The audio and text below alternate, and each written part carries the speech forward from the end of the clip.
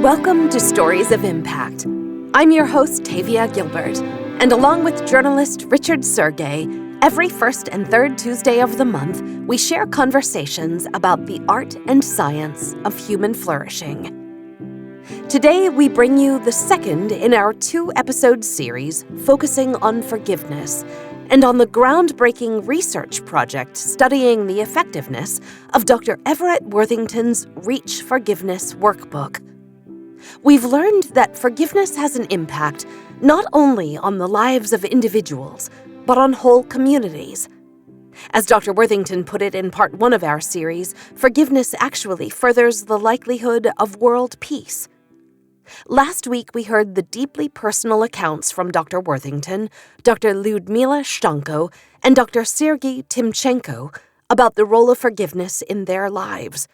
Today, we'll do a deeper exploration about the global forgiveness study with 4 of the doctor's study project colleagues and learn more about the individual and societal impacts of forgiveness. We begin the conversation with Dr. Tyler VanderWeele, John L. Loeb and Francis Lehman Loeb Professor of Epidemiology at the Harvard T.H. Chan School of Public Health.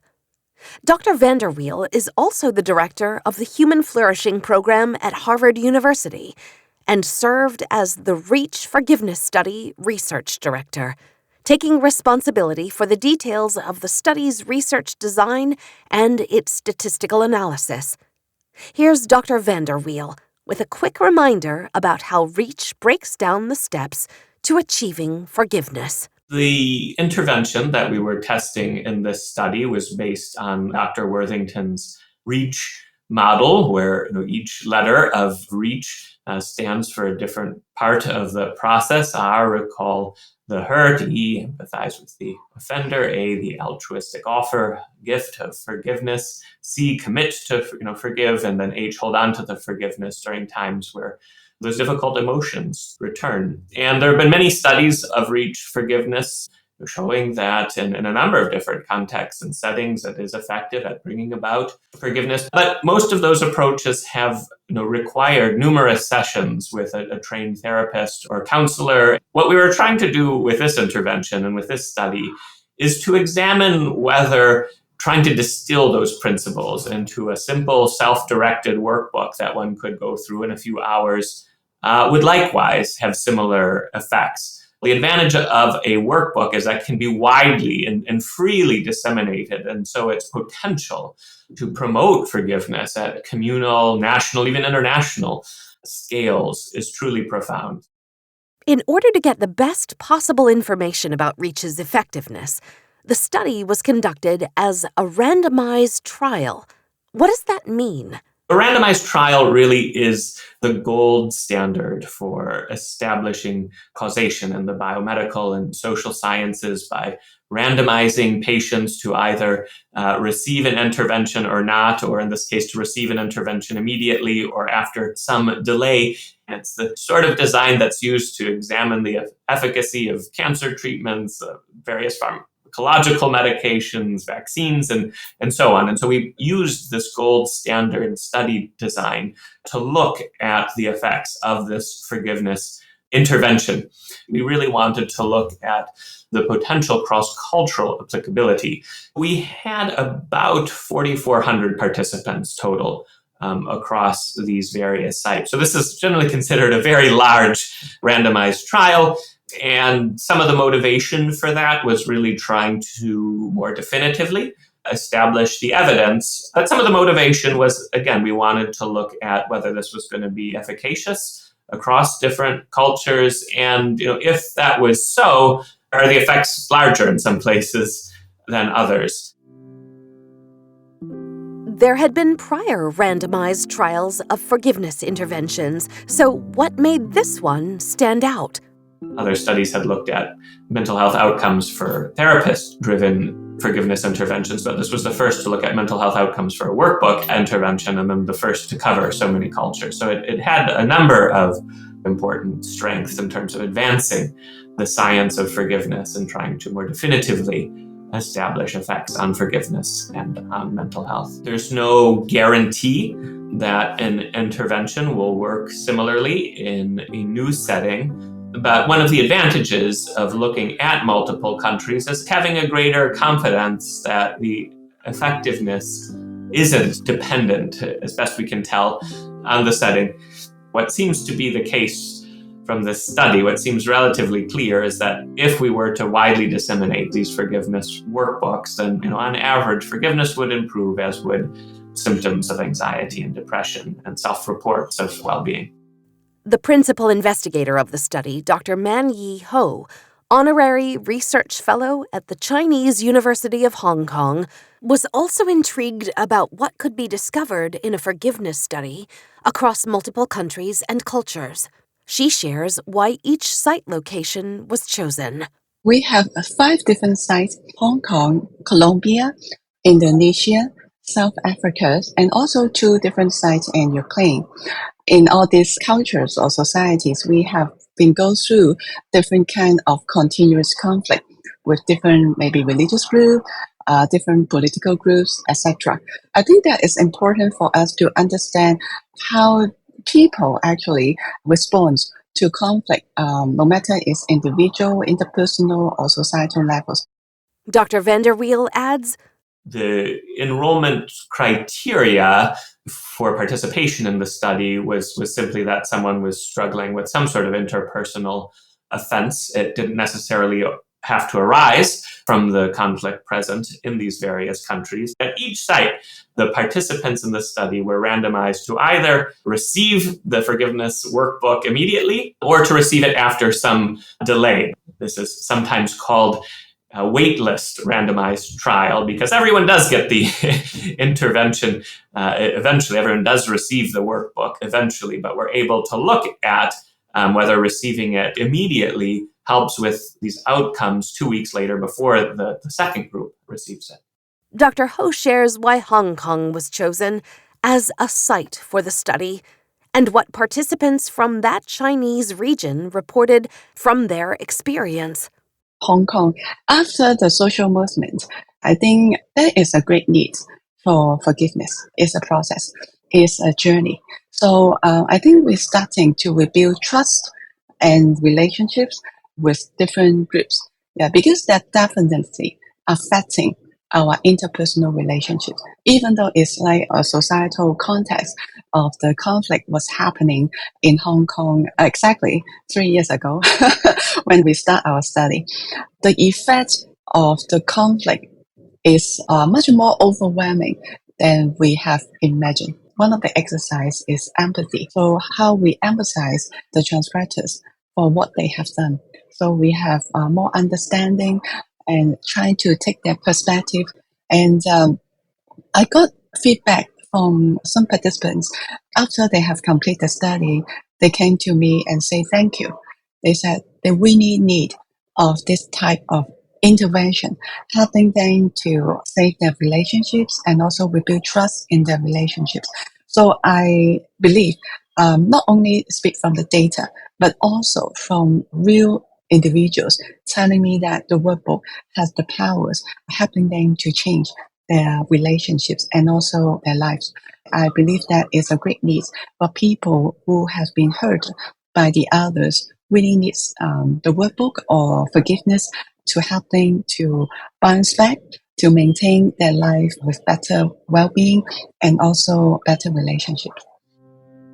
Whenever people use the REACH workbook, study results confirm that they're primed to find a path to greater peace, on a large scale or small. Forgiveness actually is a viable alternative, apart from using violence or other different destructive measures. I think the workbook or the forgiveness interventions provide people a new window to look into the issues and the ways that how they can deal with it differently.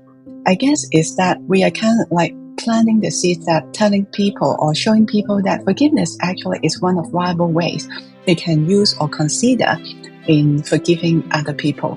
Especially, I heard from some families, they might not even can sit down to have dinner together due to that period of time during the conflict.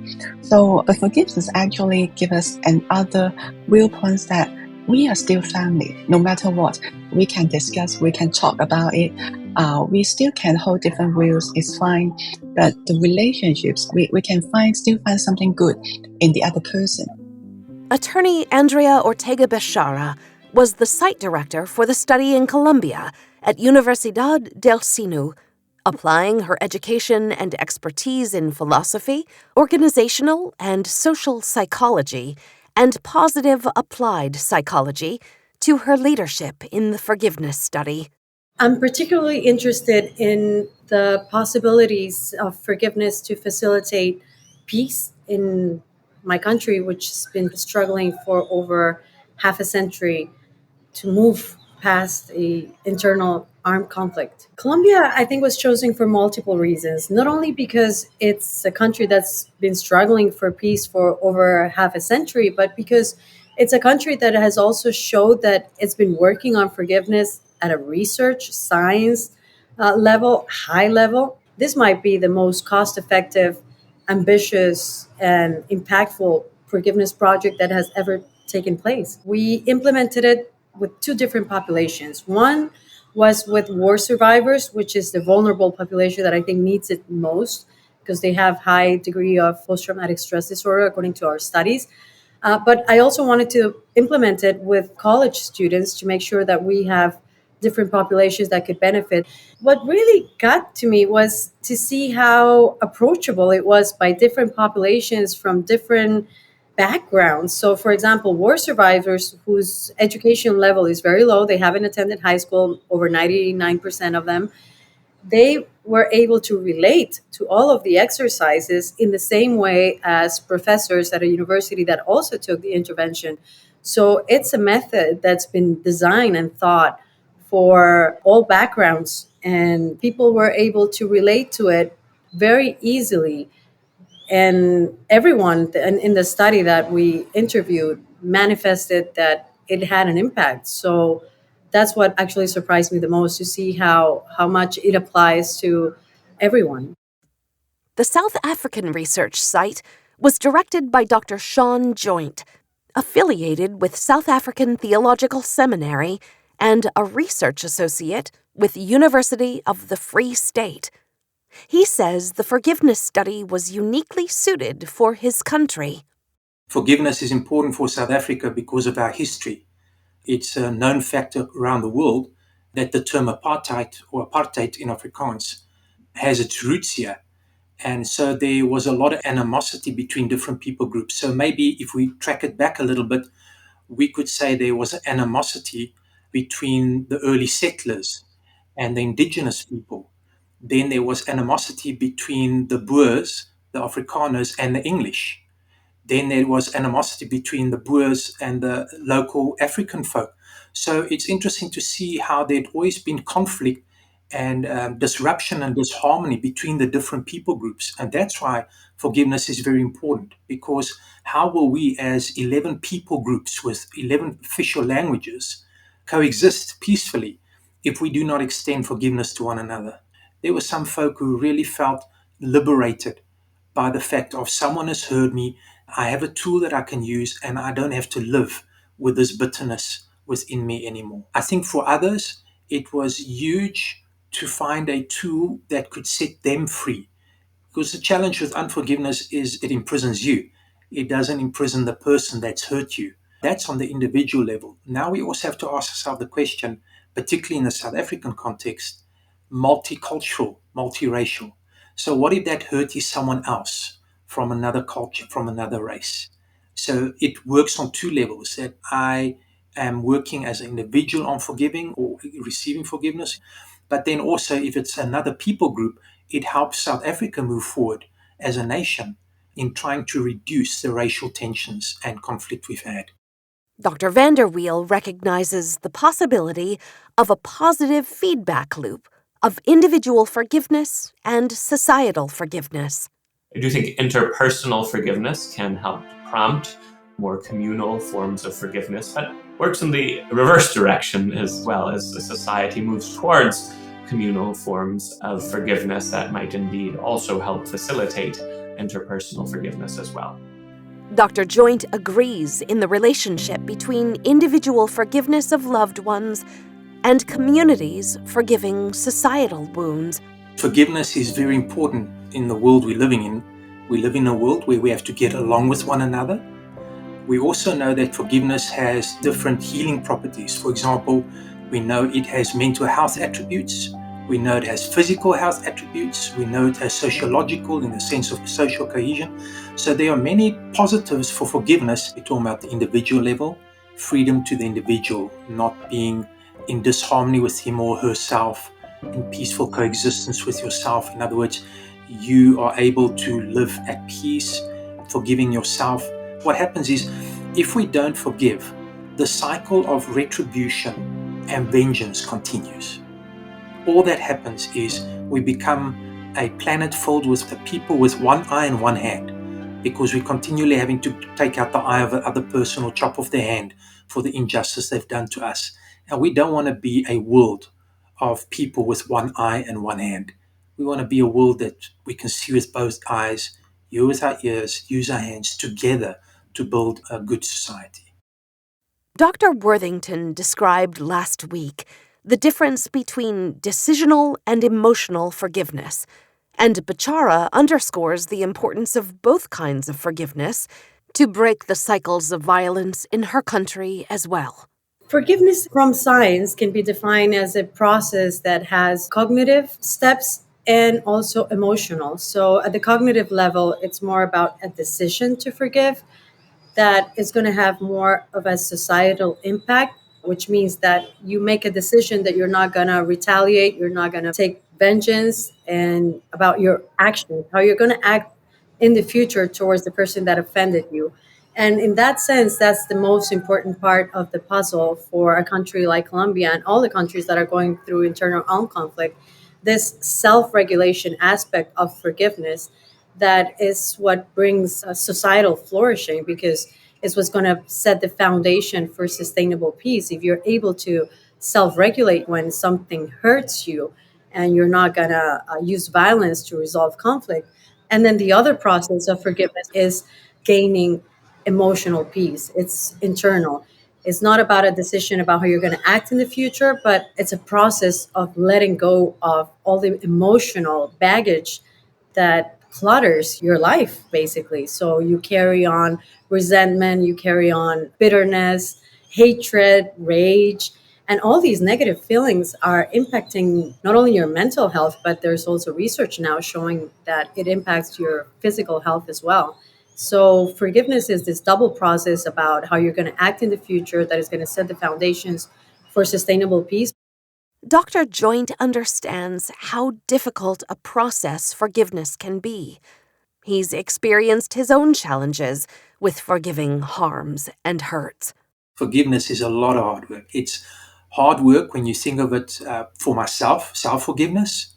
It takes effort to arrest those thoughts.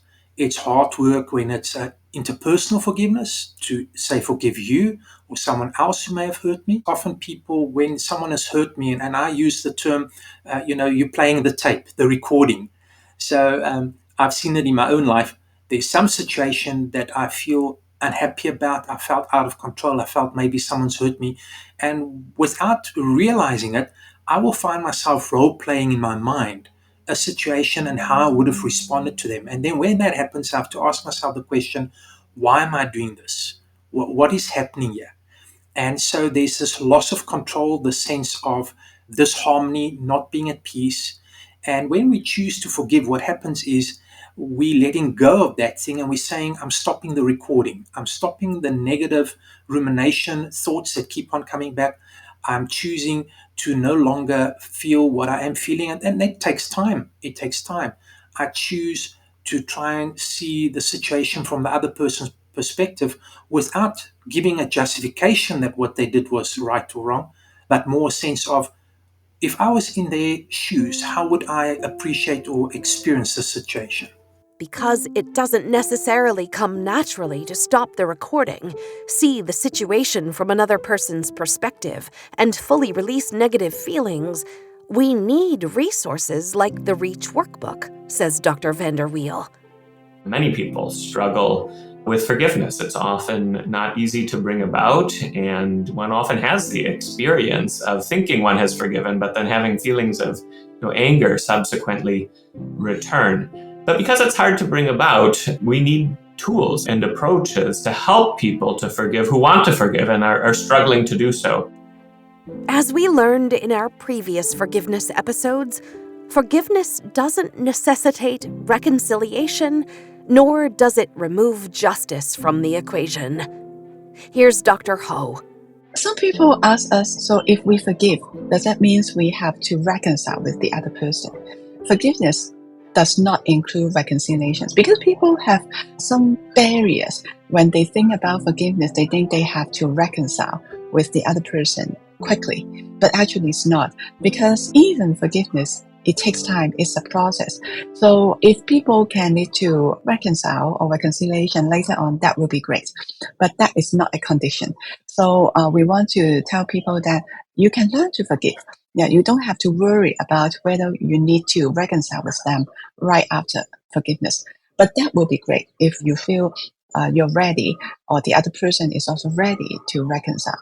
So we don't want people have this burden that they have to reconcile, so they have to forgive. And we say that's actually a different concept. And Dr. VanderWeele? I would say forgiveness is replacing ill will towards the offender with goodwill. Forgiveness is quite distinct from reconciling or excusing the action or not demanding justice. One can pursue a just outcome and still forgive, still hope for the ultimate good of the offender. One can forgive, one can hope for the ultimate good of the offender without necessarily having a restored relationship. And I think those distinctions are really important when thinking about forgiveness as a public health issue. If we're telling people and trying to encourage people to forgive, we have to make clear that this doesn't mean foregoing justice. We can pursue justice and forgiveness at the same time. Forgiveness is, in fact, an important public health issue. So I do think being clear about what one means by forgiveness is quite important. Whether reconciliation follows forgiveness or not, forgiveness liberates the forgiver, says Dr. Ho. It's a matter of choice, whether we choose to be angry in the rest of our life or we choose to forgive. So the consequence of forgiveness is set us free. Yeah, so we are free from our inner prison. Because if we don't forgive, we can't lock ourselves in the prisons and with darkness. But if we can open up, we try to learn to forgive the other person, we can see light. We don't have all this baggage. We learn to forgive. If we forgive, I think first of all, we do not hold a grudge. Forgiveness is closely related to mental health. People will get better relationships, not only with the transgressors, but also in general, other people. So relationship definitely is an important predictor of people's mental health, psychological health. When people holding grudges, bitterness, anger, they're more prone to have psychological symptoms like depression and anxiety. In our study, we also find that the level of anxiety and depression will be reduced based on they have taken the intervention of forgiveness. Forgiveness has been found to be related to physical health, psychological health, also spiritual health. So it's pretty crucial for people's overall well-being.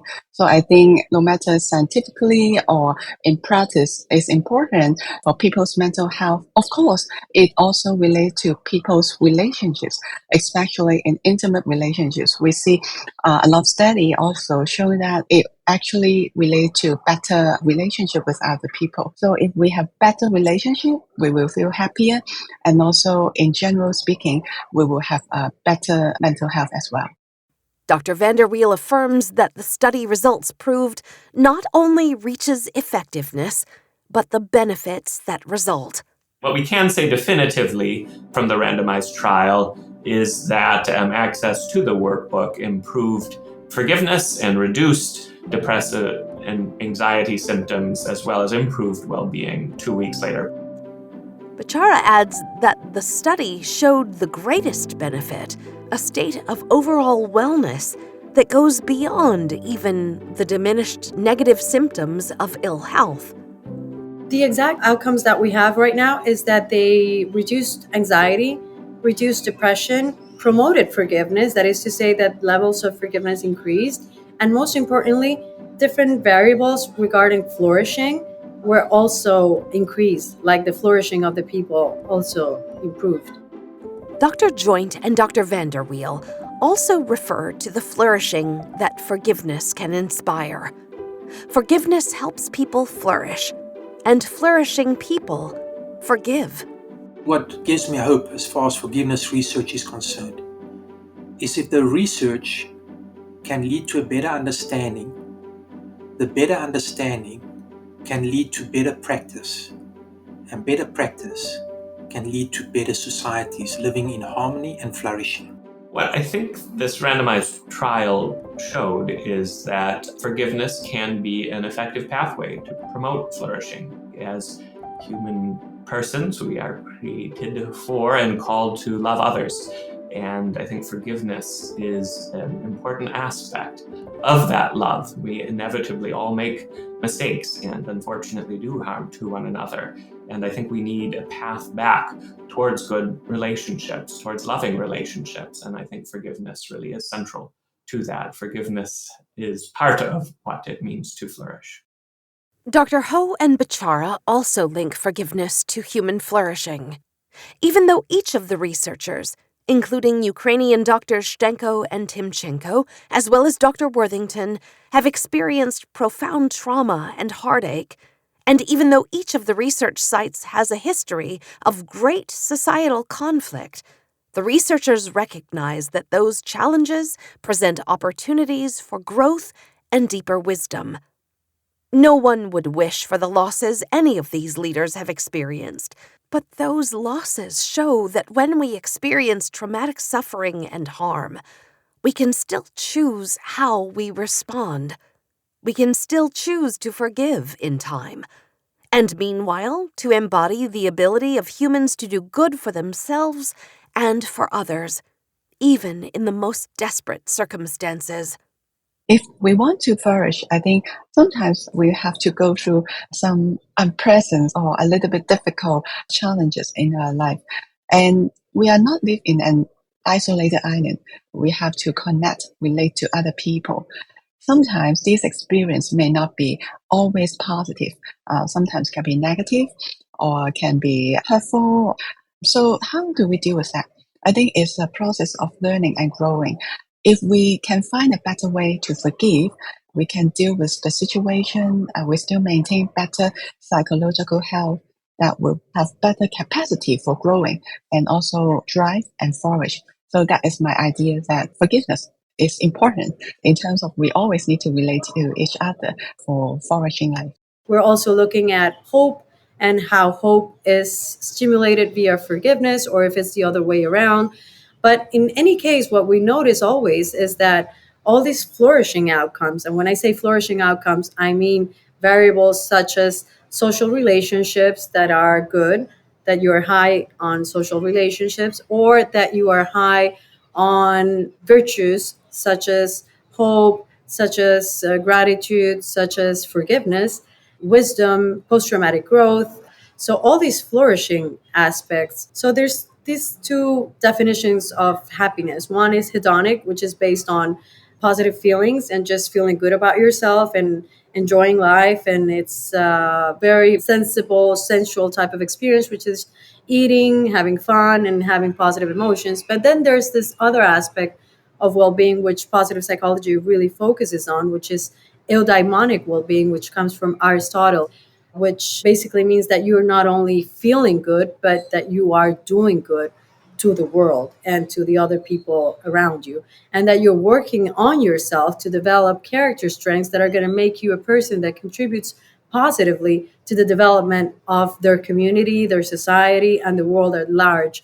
And the way I like to think about flourishing is a person that is not only feeling good with themselves, but it's also being able to contribute, to find out what is it that they have to give to the world, and they do it in the way they do best. If I were to be honest with you, the episodes that have made me grow the most as a person and flourish, maybe they haven't been all that positive. Maybe they have been negative. So you grow through trauma. You grow through the experience of all that you need to forgive. I'm really not into those definitions of flourishing or happiness where there's no problems and everything is going great. No, I think life is about challenges, failures, and how you're going to deal with all of that and acceptance. Though the REACH workbook is a secular tool for forgiveness, Dr. Joynt thinks about forgiveness through a spiritual lens. Forgiveness is an altruistic gift. It's not dependent on the person saying sorry, and it's not dependent on me getting justice. Forgiveness is a gift I give towards another person, and in giving it, I myself receive a gift. My working definition is more from a theological and in a layman's point of view. Forgiveness does not mean that what you did is okay or all right, but I'm going to let go of my right to get even with you. And I'm going to leave it up to God to sort you out. And if He happens to be nice to you, I'm going to accept that because He's been nice to me. Perhaps it is the Christian faith of South Africa's famous president that influences Dr. Joynt's views on one's ability to forgive even grievous harm. Nelson Mandela, our previous president, our first president of the democratically established South Africa, if you think of 27 years in prison and you are released and you do not seek vengeance on your captors, your oppressors, and you choose to forgive them and invite them into a dialogue of rebuilding a nation that they had partially destroyed in the way they treated some of the inhabitants, that takes a lot of forgiveness. I think he had a lot of time to reflect and to consider the ramifications of forgiveness versus non-forgiveness. Mandela didn't just forgive, says Dr. Joynt. He offered his transgressors the opportunity to help create a new vision for the nation. He has room at the table for everyone. Everyone has an opportunity to contribute to building of a new South Africa. We're not saying that what you've done in the past is irrelevant or not important, but what we're saying is we want to build something new, and it'll take us all giving each other a bit of leeway of saying, okay, how do we move forward on this? So I think his forgiveness, at that time, I remember it was 1994, and in fact, he was released in 1991. It was quite a significant time period in my life as a young adult, an emerging adult at that time. And I realized and heard a lot of stories of how he prevented a civil war in South Africa. And I recall many churches having all-night prayer vigils and weeks of prayer and fasting, asking God to intervene and save South Africa from a civil war. And I think he used Nelson Mandela in that way. Mandela's example inspires Dr. Joynt's own way of living. So when we talk about a virtue, these are things we aspire to. These are things we hold up as an ideal to live by. When we think of the fact that it's an ideal and I also want to hold myself accountable, I would want to practice forgiveness even as I've received forgiveness. And this is a personal journey. I try to, in the evenings, before going to bed, ask myself the question, is there something I need to repent of? Is there something I need to ask forgiveness of? And is there someone I need to forgive? And so, process of forgiving myself if I had, the process of asking forgiveness of them if I had, very important. As I said, holding it as a virtue means I see it as an ideal, but I also hold myself accountable to that ideal. Dr. VanderWeele also thinks of forgiveness as a virtue. And I think it is attaining a good. It is attaining disposition to want good for the offender. It is a restoration of love. So I consider forgiveness a virtue. And Mandela's restoration of love is an inspiration to Dr. VanderWeele as well. I think Nelson Mandela is an extraordinary example of forgiveness, and I think has had a profound effect on South Africa and on many other individuals and countries. I think the ongoing struggles in South Africa show that forgiveness is not something that needs to just occur once and it's done, but it is an ongoing work of life. One needs to strive to not just forgive individual offenses, but also to be a forgiving person and to create a forgiving society. Forgiveness, I think, frees the victim from rumination, from suppression, from being trapped by the offense, can lead to greater well-being and flourishing, but it does not directly address matters of justice. Those also need to be taken seriously and handled through other means. We need to remember that it is part of a larger societal undertaking to try to have flourishing communities, and working towards justice is part of that as well. Bechara also names Mandela as one of her inspirations for forgiveness. Nelson Mandela has to be that person to me because it's just so extraordinary when you look at his biography, how he was able to, just put everything behind and work with all the people that had hurt him so much over and over for so many years. He's my forgiveness icon by far. Dr. Ho adds Dr. Worthington. She refers to him as Ev, who forgave his mother's murderer, to her list of inspiring exemplars of forgiveness. Mandela is definitely one of the icons. I think F is also an icon. I was pretty touched, actually, at that time when I met him and learned about his story. Now that the study has concluded and the effectiveness of REACH has been substantiated, what are the researchers' takeaways? And what do they hope to see happen next? Bechara says, I do think that the most important lesson from this exercise is how cost-effective it can be to deliver a community public health intervention. Because with the Forgiveness Community Awareness Campaign, we were able to reach 3,000 people at once with a 5-week campaign. And this is the first campaign in the world to actually prove that has a mental health impact on its participants. So if you can actually just through one intervention in 5 weeks change the mental health of 3,000 people at once, imagine what we could do as a country if the government really took seriously these sort of interventions. What we were able to tell is that basically public health interventions are effective to promote forgiveness, mental health understood as the diminishing of depression and anxiety, and promoting flourishing at a very cost-effective way, massively, in only 5 weeks' time. Dr. Joynt is eager to expand the scale and scope of the research into the REACH Forgiveness Workbook and to explore how forgiveness can help achieve flourishing, not only for individuals, but for communities worldwide. This project can be taken around the globe. The initial findings show that it has been positively received and have good outcomes. And the aim of the grant was to see, can it be scaled? Can it go from individual to community, and from community most probably further, maybe countrywide? And so this level here was communities in 5 different countries. I think forgiveness is a multifaceted diamond. So we're only seeing some refractions, some perspectives at present. We obviously want to delve into forgiveness from the different disciplines. So forgiveness in law, that is quite a difficult situation, justice and mercy, and forgiveness in that context. Forgiveness in ethics, forgiveness in as we are doing societal, sociology, psychology. There are a lot of things that we can still dig deeper. But one of the things we want to ask ourselves are, what are the inhibitors that stops people from forgiving? And so it's like we'd say here in South Africa, you can't legislate forgiveness. You can't legislate anti-racism. We can have great laws, but unless people change from the inside out, those laws are ineffective in a sense of long-lasting and societal change. I think one of the areas that we really could dig deeper into is self-forgiveness.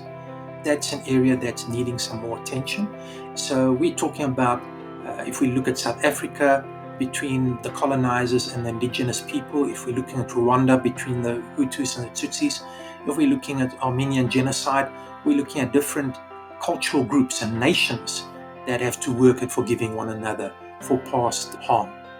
Dr. Ho agrees that a goal of the project is to promote it even more widely. So that will be our dream, if we can be promoted around the globe by adopting this effective intervention. Dr. VanderWeele is satisfied with what the research has accomplished so far, but he's looking forward to taking it further.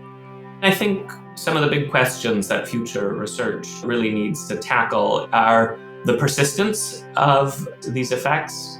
We know that having access to the workbooks earlier improved forgiveness and reduced depression and anxiety symptoms at 2 weeks. But how long do those effects persist? And does one need kind of consistent reuse of the workbook to address various offenses in order to sustain those effects? Those are some of the questions we don't know from this particular study. Can we develop adequate screening approaches, I think, is another important and open question in this science of forgiveness research. I would say there's an emerging science of forgiveness that, we certainly know a lot, and a lot more than was known 30 years ago, both about sort of who's forgiving and who tends not to be. And I think this particular study, it was an important contribution to the science of forgiveness. We now have a much greater understanding of the effects of not just forgiveness promotion interventions in general, but even of this self-directed forgiveness workbook in particular. The potential that these workbooks have with regard to widespread dissemination and potentially affecting societal forgiveness and public health considerations with respect to depression and anxiety are quite important. Bechara, I think, speaks for all the researchers when she names forgiveness as one of the keys to human progress and worldwide peace. So there is a science of forgiveness, and I think it's kind of like the missing link worldwide for governments to really focus on public policies that can help us move forward. We've never been better off before in terms of any statistics that you can look at, in terms of hunger, in terms of education, in terms of commodities. We're doing better than ever before. But there's one area in life that we're not doing better than before. And that area is, how do we live peacefully with ourselves, and how do we live peacefully with others? One of the major human problems that we're lagging behind, despite all of our technological advances, is how do we not use violence to resolve conflicts? We haven't been able to tackle that. And forgiveness is, in my humble opinion, the missing link in that equation. If you talk to anyone, most likely, most people anywhere around the world, they're dealing with something that has to do with unforgiveness. We're all carrying some baggage. There is a science of forgiveness. There's much more to know, but there is enough for us to keep going and be hopeful about the future. This series of conversations humbles me, and I wonder if they do you too. About a year ago, something happened in a community that was very precious to me that made me so angry, so sad, and so resentful. I've awakened sobbing several times since last summer, plagued with dreams about what I'm losing, how unjust the situation is, how thoughtless and careless the perpetrators are. This situation has been a very big deal to me personally, but of course, it's nowhere near a genocide or the murder of my mother or the imprisonment of my country's beloved peace leader or a violent civil conflict or civil war. Writing these episodes makes me aware that I am in control of my decisions. I can hold on to this bitterness and my unwillingness to reconcile. Like Dr. Timchenko said last week, there is power in that. I feel like that's a protective cloak, almost. But I can also choose to download the Reach workbook, spend 2.5 hours this coming weekend working through it, release my suffering, free myself from being imprisoned by the looped recording, as Dr. Joynt says, and let it go. I can still choose not to reconcile with the people who have caused harm, and I probably will make that choice. But I can release myself from being influenced day in and day out by the pain that their actions caused. I don't have to wait for them to apologize. They won't. But the choice is in my hands. Am I wise enough and strong enough to forgive? I don't want to, but I should. I know that it will be best for me and for the world if I do. Life is hard, and forgiveness is hard, isn't it, my friends? This has been the Stories of Impact podcast with Richard Sergey and Tavia Gilbert. Written and produced by Talkbox Productions and Tavia Gilbert, with senior producer Katie Flood. Music by Alexander Filipiak. Mix and master by Kayla Elrod. Executive producer Michelle Cobb. The Stories of Impact podcast is generously supported by Templeton World Charity Foundation.